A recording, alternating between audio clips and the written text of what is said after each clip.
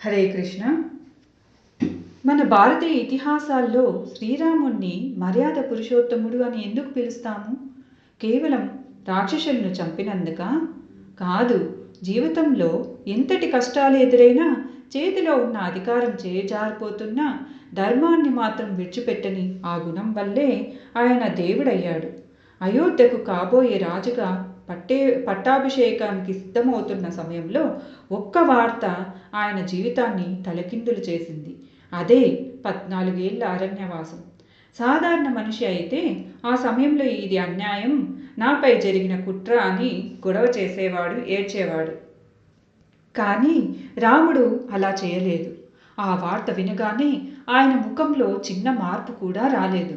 ఎందుకంటే అక్కడ ఆయన తన రాజ్యాధికారాన్ని చూడలేదు, తండ్రికి ఇచ్చిన మాటను నిలబెట్టడం అనే తన పితృవాక్య పరిపాలనా ధర్మాన్ని మాత్రమే చూశాడు. ఈ సందర్భానికి సరిగ్గా సరిపోయే ఒక అద్భుతమైన శ్లోకం వాల్మీకి రామాయణంలో ఉంది. రామో విగ్రహవాన్ ధర్మః సాధుః సత్యపరాక్రమః రాజా సర్వస్య లోకస్య దేవానాం మమవానినా.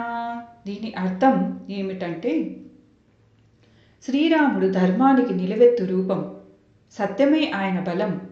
ఇంద్రుడు దేవతలకు ఎలాగో రాముడు సమస్త లోకానికి రాజు లాంటివాడు.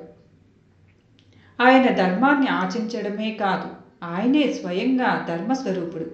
ఇప్పుడు రాముడి జీవితంలోని ఈ కీలక ఘట్టాన్ని ఒకసారి ఊహించుకోండి.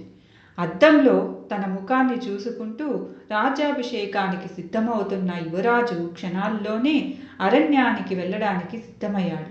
పట్టు వస్త్రాలు తీసేసి నారచీరలు కట్టుకున్నాడు. ఇది చూసి తట్టుకోలేక లక్ష్మణుడు, అన్నయ్య, నిన్ను అన్యాయం చేసి అడవులకు పంపుతుంటే ఎందుకు మౌనంగా భరిస్తున్నావు అని ఆక్రోశించాడు. అప్పుడు రాముడు చిరునవ్వుతో ఇచ్చిన సమాధానం మనందరికీ ఒక జీవిత పాఠం. లక్ష్మణ, మనం ఎప్పుడు నా హక్కు ఏంటి అని ఆలోచించకూడదు, నా కర్తవ్యం ఏంటి అని ఆలోచించాలి. నాన్నగారి మాట నిలబెట్టడమే ఇప్పుడు నా కర్తవ్యం అని చెప్పాడు. దీన్ని మన ప్రస్తుత జీవితానికి అన్వయించుకుంటే, ఆఫీసులోనో ఉద్యోగంలోనో మనకు నచ్చని పని అప్పగించినప్పుడు నాకే ఎందుకు ఇచ్చారు అని గొడవ పడకుండా దాన్ని ఒక బాధ్యతగా స్వీకరించి పూర్తి చేస్తే మన మీద అందరికీ నమ్మకం పెరుగుతుంది, మన వ్యక్తిత్వం వికసిస్తుంది. రాముడి ధర్మం కేవలం త్యాగంతో ఆగిపోలేదు, అది బంధాల్లో కూడా కనిపిస్తుంది.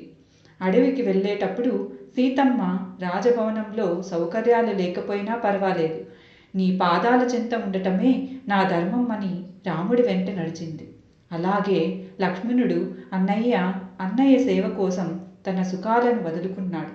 ఇక్కడ రాముడు తన భార్యను, తమ్ముడిని కష్టపెట్టకూడదని అనుకున్నా వారి ధర్మాన్ని నిర్వర్తించడానికి అవకాశం ఇచ్చాడు. ఈనాడు మన ఇళ్లల్లో చిన్న చిన్న గొడవలకే విడిపోతున్నాం. కానీ రాముడి కథ మనకు చెప్పేది ఒక్కటే, గొడవలో నేను గెలవడం ముఖ్యం కాదు, బంధం నిలబడడం ముఖ్యం. మన అహంకారం కన్నా బంధువుల పట్ల మనకున్న బాధ్యత గొప్పదని రాముడు నిరూపించాడు. అరణ్యంలో రాముడి ప్రవర్తన మనకు ఎమోషనల్ ఇంటెలిజెన్స్ నేర్పిస్తుంది. చేతిలో బ్రహ్మాస్త్రం ఉన్న రాక్షసులు కవ్విస్తున్న రాముడు అనవసరంగా కోప్పడలేదు.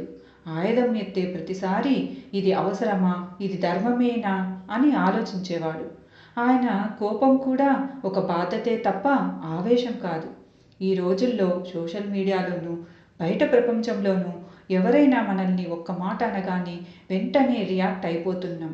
కానీ రాముడిలా ఒక్క క్షణం ఆగి, నేను ఇప్పుడు స్పందించే తీరు నా గౌరవాన్ని పెంచుతుందా తగ్గిస్తుందా అని ఆలోచించి మాట్లాడితే ఎన్నో అనర్థాలను ఆపవచ్చు.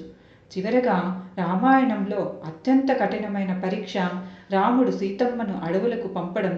దీన్ని చాలామంది విమర్శిస్తారు. కానీ ఇక్కడ రాముడు ఒక భర్తగా ఓడిపోయి ఉండొచ్చు, కానీ ఒక రాజుగా గెలిచాడు. ఒక రాజు మీద, రాణి మీద ప్రజలకు చిన్న అనుమానం కూడా ఉండకూడదు అనేది నాటి రాజధర్మం. తన గుండె పగిలే బాధ ఉన్నా వ్యక్తిగత సంతోషం కన్నా ప్రజల నమ్మకమే ముఖ్యమని భావించి ఆ నిర్ణయం తీసుకున్నాడు. ఇది మనకు ఏం చెబుతుందంటే సత్యం కోసం, న్యాయం కోసం నిలబడేటప్పుడు కొన్నిసార్లు మనకు అత్యంత ఇష్టమైన వాటిని కూడా వదులుకోవాల్సి వస్తుంది.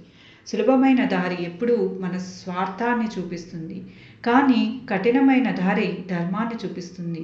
అందుకే ఈరోజు మీ జీవితంలో ఎలాంటి గందరగోళం ఉన్నా ఒక్కసారి కళ్ళు మూసుకొని రాముడైతే ఈ పరిస్థితిలో ఏం చేసేవాడు అని ప్రశ్నించుకోండి. ఖచ్చితంగా మీకు సరైన దారి దొరుకుతుంది. హరే కృష్ణ. జై శ్రీరామ్.